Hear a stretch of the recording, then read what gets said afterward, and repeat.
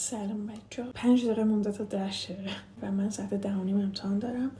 از صبح تا حالا دارم درس میخونم و تایم ندارم. بیاید سریع کیفم آماده کنیم و با هم دیگه بریم دانشگاه و امتحان بدیم. و چیزی که میخوام ببرم کتابخونه و نیاز دارم رو الان باید جمع جور کنم ببرم. بیاید ببینیم چی همراه خودم میبرم دانشگاه و کتابخونه. خب بچه ها، این کیفمه. چیزایی که خب توش هست عینکمه و کیف پولم. بریم چیزایی که نیازمه رو ببریم. جامعه دادی، قطعا ایرپاد، خب موبایلم و کرونومتر، کاغذ برای اینکه نوت بنویسم. دیری دین دین. وای دیرم شده خدایا. 35 دقیقه دیگه امتحان دارم و من هنوز خونم. و آره ایرپاد، میگم ایرپاد، وای آیپد تو شارژه. چند درصده؟ 97. فکر کنم کافی باشه، ولی خب شارژرش هم الان میبرم.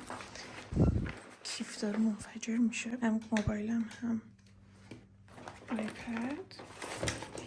خوراکیا، یه دونه از این بسکویت ها میبرم با طعم قهوه است. یه دونه از اینا چون باید چند ساعت بمونم باید ببرم خوراکی. و یه دونه هم شکلات از این مغز دارم. ظرفم آوردم توش آجیل بذارم یکم. خب به هر حال دارم درس میخونم. ظرف آجیلمی که ته کشیده دیگه تو امتحانات. آهی این شکلاتم بندازیم.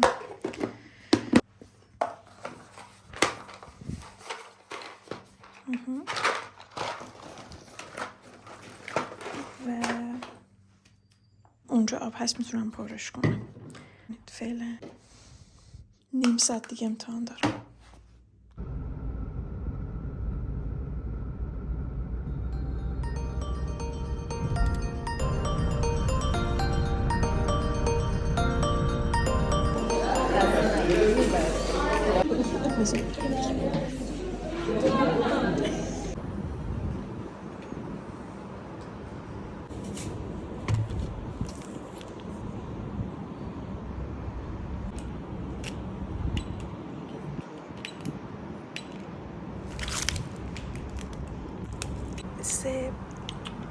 سه دو یک.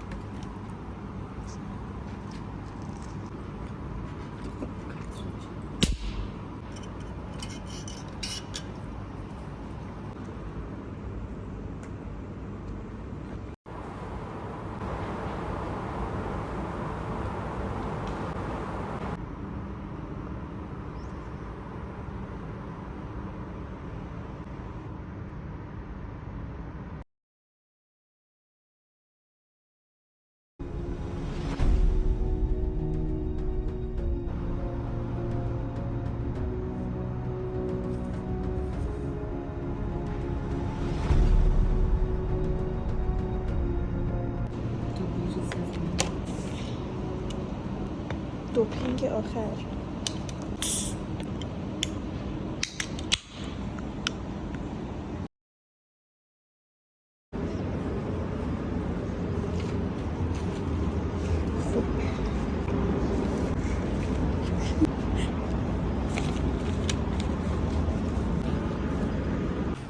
شاید فکر کنی تا الان درس خوندیم همه چیزو بلدی، ولی خیر، هیچی بلد نیستی.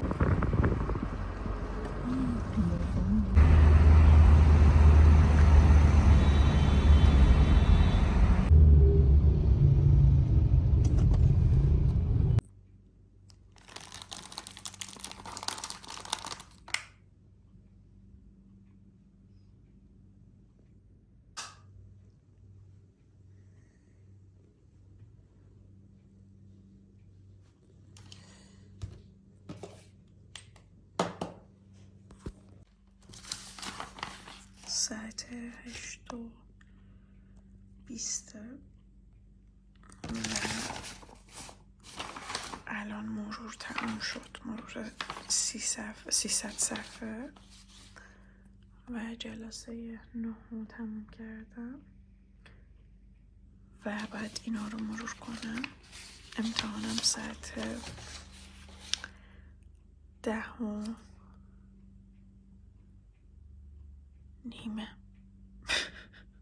سلام بچه ها، ساعت 12 است الان.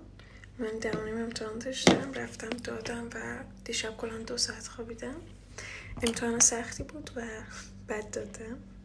حالا فکر کنم تا این ولاگ رو ادیت کنم این بیاد، جوابش بیاد و میگم که چند شدم.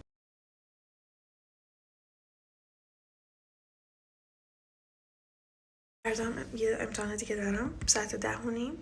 باید من غذا بخورم الان، نهار، بخوابم، پاشم و دوباره یه ریستا فردا درس بخونم. خیلی خستم. 12 شد.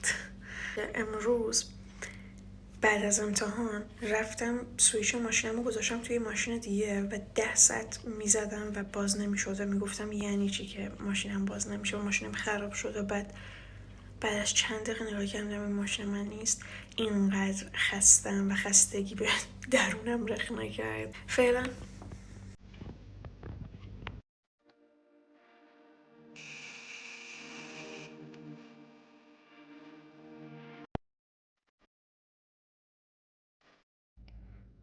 خب بذار اینو یه دقیقه بذار من بزنم روشن کنم. خب روشن شد. واو، این خریدن